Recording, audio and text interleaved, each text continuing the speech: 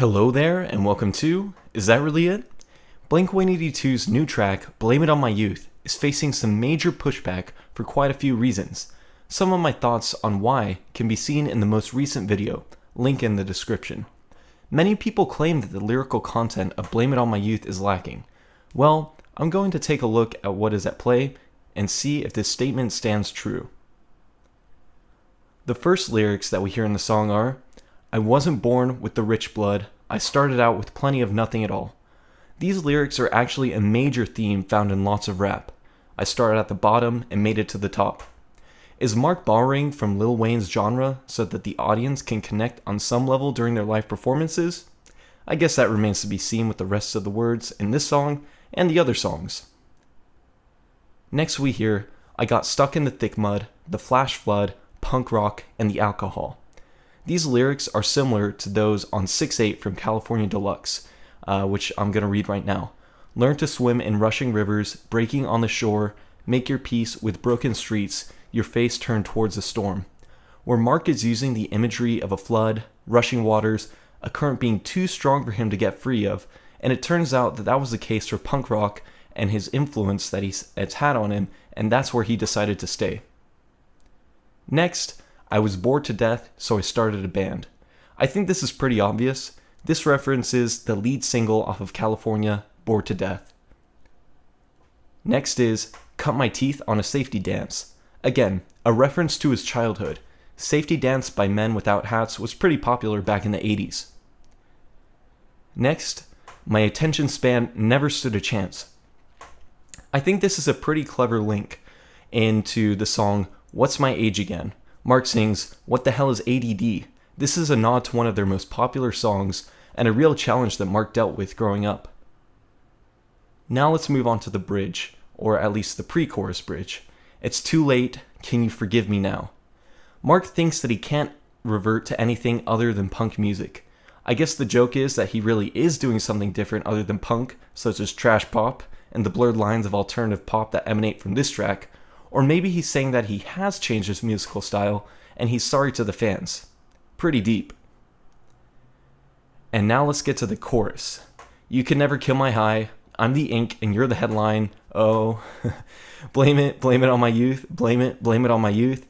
You can never block my shine. I've been lost since 1999. Oh, blame it on my youth. Blame it on my youth. Blame on my youth.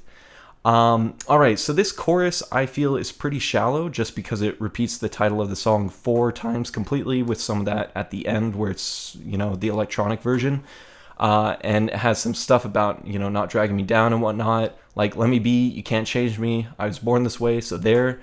Also, apparently the 1999 relates to one of Alkaline Trio's big albums. So since then, it's also kind of his dive away and his input on the way that his childhood, I guess really his young adulthood, shaped him and the way that he is.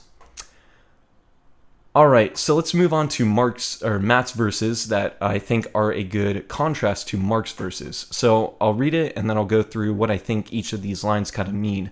So, I wasn't made for the good life. I ended up getting stuck on the side of the road. I tripped and fell on hard times. Tough breaks are the only kind I know. I was left on a doorstep. I was scared to death with nowhere to go, cut myself on the neighbor's fence that I hopped as the cops tried to take me in.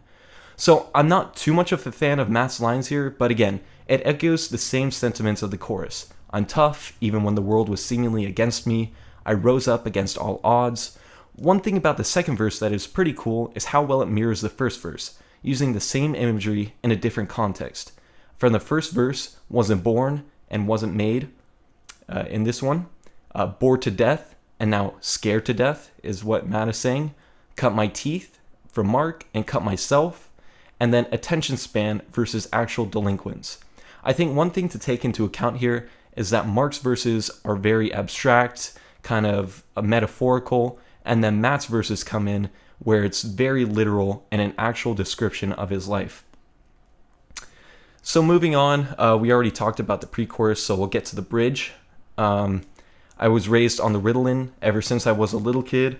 No one ever seemed to give a shit, and I don't need an excuse. I don't need an excuse. So let's break this down a little bit. A A lot of people don't like this. Overall, I'm not too happy with it, but I'll get into some of those reasons. I guess it makes sense to be raised on Ritalin if you're ADD, ADHD, kind of showing the mindset of not being able to focus, having that trouble and whatnot. But still, it just kind of sounds weird, doesn't sound right with me. And no one cared what I did. Well, people do now, and they aren't too happy. So really, the last lines wrap up what Blink's message is in this song. I don't need an excuse. And that's something that I really appreciate from this. Again, those first 3 lines, I was raised on Ritalin to no one seemed, just seems like filler, but when they say, and I don't need an excuse, I don't need an excuse, repeating it emphatically is something that I appreciate. Artists always have a reason for doing something a certain way, whether it's because they want the lyrics to sound nice, song structure, certain beliefs that they have, tours, singing along live, anything. But they don't owe anyone anything. So why are we holding them to our own distorted sense of justice or yardstick? If these guys are authentically happy with where they are, then let them be. Let's finish up with the final lyrics of the song. Endless summer, stretching on and on. Are these a reference to Tom's song, An Endless Summer? Did the song start as a shared idea Mark and Tom had a long time ago? Does he really like the song? Is the song an attempt to copy it in some way? Because the themes are pretty similar, youth and reckless abandon. Also, I have seen that the album might be entitled Endless Summer, so that would make sense that this is the lead single and has the lyrics with the album title in it. Anyways, that's still up to speculation, so we'll see how it turns out. Anyways, that wraps up my lyrical analysis of Blame It On My Youth. Although a lot of people probably think this doesn't warrant much attention, I think it did, and I think maybe I was reading too much into it, but still, I think that these lyrics show that there's something at play a little bit deeper than what we're giving it. There's something more than just the surface level, like, oh yeah, Mark's childhood, whatever. There's something else that can be seen here. So what are your guys' thoughts on lyrics? Does it make sense? Is it legit? Is it too much of my analysis? Do you like the lyrics more after hearing this? Let me know in the comments and subscribe to hear more pop punk analysis like this.